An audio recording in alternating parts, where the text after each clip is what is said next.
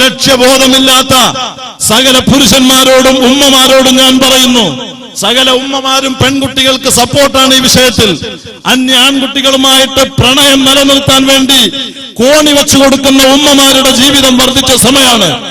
അതുകൊണ്ട് ഉമ്മമാരെ, വ്യഭിചാരം വളരെ നിന്ദ്യമാണ് കേട്ടോ, വളരെ മലീമസമാണ് കേട്ടോ.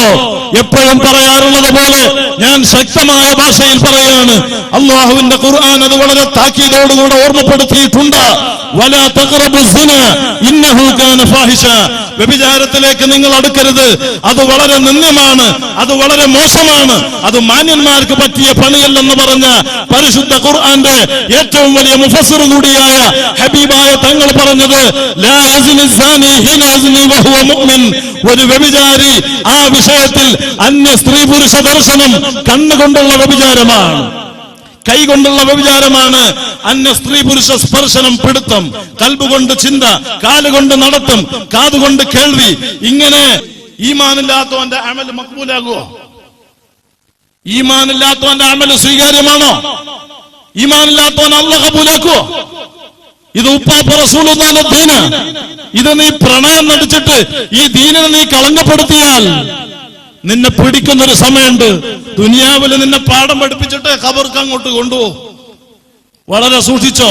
ഇന്ന് പ്രമാണിമാര് ദീനീ വിഷയത്തിൽ നേതൃത്വം നൽകുന്ന ആളുകൾ വരെ ഒരു പെണ്ണിന് സ്വന്തം മകൾ ഉണ്ടായിട്ട് ആ മകൾക്ക് വേണ്ടി ഒരു ചെറുക്കനെ നോക്കി വെച്ചാൽ നിക്കാഹ് നടക്കുന്നത് വർഷങ്ങൾ കഴിഞ്ഞിട്ടാകും, മാസങ്ങൾ കഴിഞ്ഞിട്ടാകും, ദിവസങ്ങൾ കഴിഞ്ഞിട്ടാകും. ഹലാലാകുന്നത് ഈ ഹലാലിന്റെ ബന്ധം വരുന്നതിന്റെ മുമ്പ് തന്നെ ഇവന്റെ മൊബൈൽ സ്വീകരിക്കാനും അവനുമായി സർക്കിറ്റ് അടിക്കാനും അനുവാദം കൊടുക്കുന്ന ഇസ്ലാമിന്റെ പേരിൽ പ്രവർത്തിക്കുന്ന എത്ര പ്രമാണിമാരുണ്ട്. അള്ളാഹു നിന്നെ വെറുതെ വിടൂല. ഇന്ന് മൊബൈല് കൊടുത്തിട്ടാ ഇന്നത്തെ ചടങ്ങ് നടക്കൽ. മൈലാഞ്ചി കല്യാണം എന്ന പേരിൽ, കല്യാണത്തിന്റെ പേരിൽ എന്തൊക്കെ പേക്കൂത്തുകളാണ് സമൂഹത്തിൽ നടന്നുകൊണ്ടിരിക്കുന്നത്. ഇപ്പൊ കാസർഗോഡുള്ള ഒരു പ്രത്യേക കല്യാണാണത്രേ മഞ്ഞ കല്യാണം. എവിടെ നിന്ന് കിട്ടിയതാണോ നിനക്കിത്?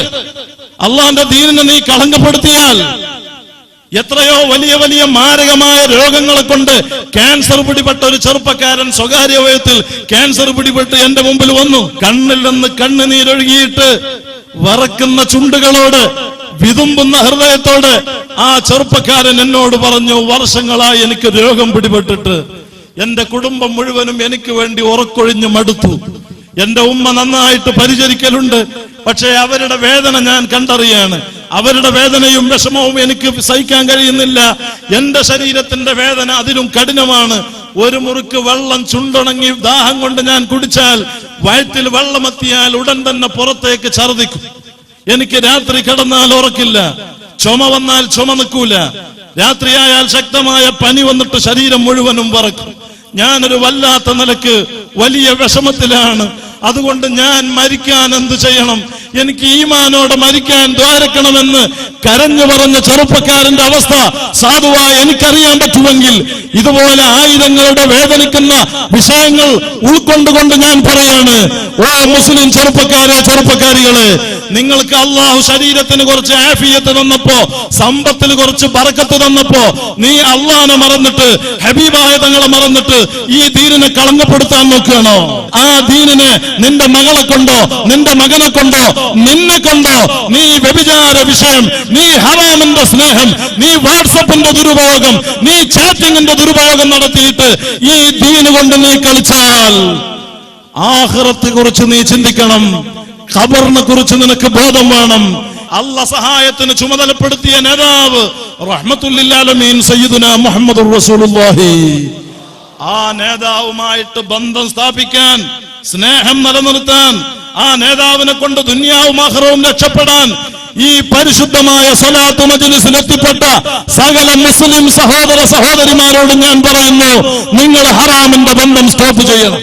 ഒരു പുതിയ ആശയത്തിലും പെടണ്ട, ഒരു സിനയുടെ ബന്ധത്തിലും, ഒരു പട്ടുറുമാലും വേണ്ട, ഒരു മാപ്പിളപ്പാട്ടും വേണ്ട, ഒരു സിനിമയും വേണ്ട, ഒരു സീരിയലും വേണ്ട, ഒരു ബ്ലൂ ഫിലിമും വേണ്ട.